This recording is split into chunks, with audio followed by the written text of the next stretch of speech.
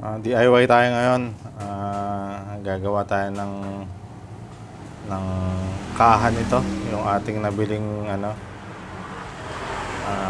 portable amplifier. Itong hi-fi bass power amplifier. May Bluetooth siya. Tapos ito nga, ayan yung itsura niya. Amplifier kit siya. So since kit lang to, wala pa siyang box, so gawa tayo ng box out of this.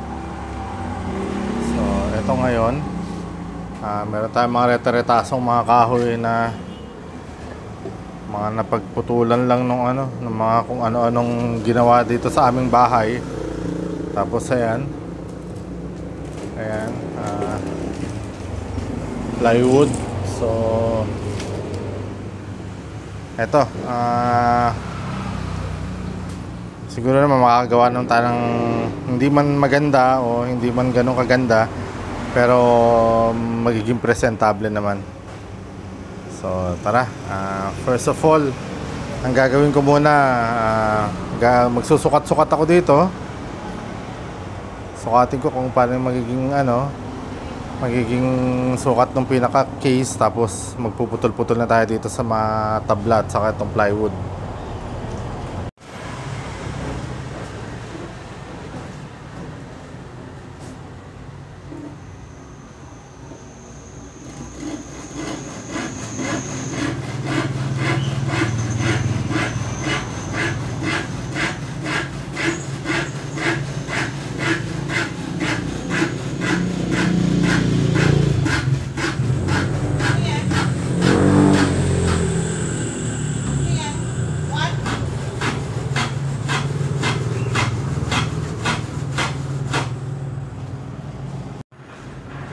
Siyempre, since ito, nakapag-cut na tayo ng dalawa,